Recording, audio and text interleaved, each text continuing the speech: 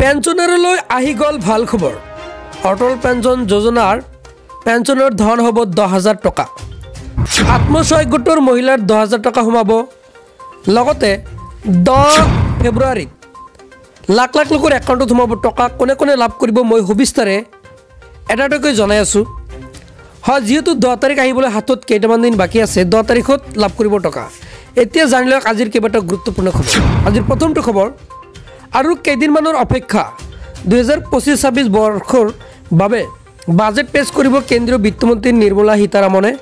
আগন্তুক 1 ফেব্ৰুৱাৰীত পেছ কৰা হ'ব বাজেট। সমগ্ৰ দেশৰ নজৰ এতিয়া এই বাজেটক লৈ।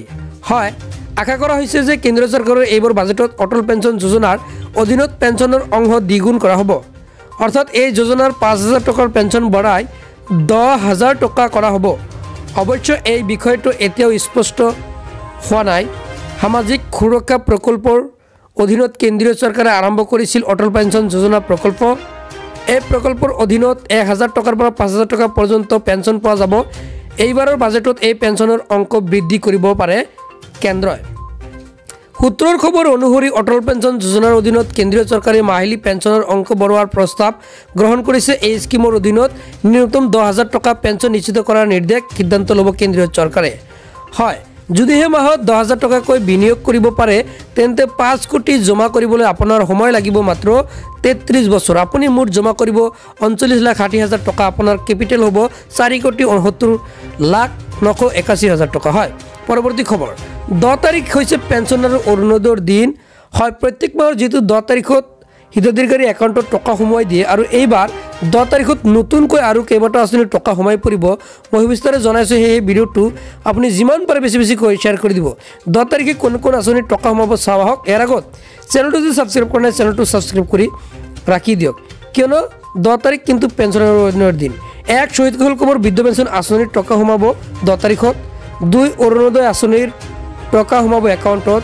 3 ইন্দিৰামিৰিৰ সাৰ্বজনীন বিধৱা আঁচনিৰ টকা সোমাব একাউণ্টত। 4 দীনদয়াল দিব্যাংগন সাহায্য আঁচনিৰ টকা সোমাব একাউণ্টত। 5 অৰুণোদয় 2.0 আঁচনিৰ টকা সোমাব। 6 বৃদ্ধ পেঞ্চন আঁচনিৰ টকা সোমাব একাউণ্টত। 7 পঞ্চায়ত প্ৰতিনিধিৰ টকা সোমাব একাউণ্টত। 8 নিযুত মইনা আঁচনিৰ টকা সোমাব 11 তাৰিখত। এদিন পিছতে নিযুত মইনা আঁচনিৰ টকা সোমাই পৰে। হয়, একেটা আঁচনিৰ টকা 10 তাৰিখত সোমাই পৰিব। ইয়াৰ পিছতো খবৰ হ'ল মুখ্যমন্ত্ৰী মহিলা উদ্যমিতা আঁচনি অৰ্থাৎ লাখপতি বাইদেউ আঁচনিৰ টকা কিন্তু সোমাই পৰিব। হয়, মুখ্যমন্ত্ৰী হিমন্ত বিশ্ব শৰ্মা ছাৰে নতুনকৈ কেবিনেট বৈঠকত সিদ্ধান্ত লৈছে যে যিসকল মহিলাই ফৰ্ম ইতিমধ্যে জমা কৰিছে তেওঁলোকৰ এখন ভেৰিফাই লিষ্ট ওলাব, ছাৰ্ভে লিষ্ট, আৰু এই লিষ্টত নাম থাকিলে তেওঁলোকৰ একাউণ্টত সোমাব 10,000কৈ টকা প্ৰথম বছৰত, আৰু নেক্সটত 25,000 টকা দিব আৰু 1 লাখ টকালৈকে দিব যিসকলে ভালকৈ ব্যৱসায় কৰিব। হয়, এপ্ৰিল মাহৰ পৰা টকা সোমোৱা আৰম্ভ হ'ব আৰু তাৰ আগত কিছুমান কাম কৰিব লাগিব। আৰু পৰৱৰ্তী ভিডিঅ'ত যি ছাৰ্ভে লিষ্ট আহি আছে সেয়ে কি কৰক, ভিডিঅ'টো এতিয়াই বেছিকৈ শ্বেয়াৰ কৰি দিয়ক আৰু চেনেলটো ছাবস্ক্ৰাইব কৰি ৰাখক, আৰু যদি ফেচবুকত চাই আছে পেজটো ফ'ল' কৰি ৰাখি দিয়ক। মই আকৌ লগ পাম পৰৱৰ্তী ভিডিঅ'ত। আজিলৈ ধন্যবাদ।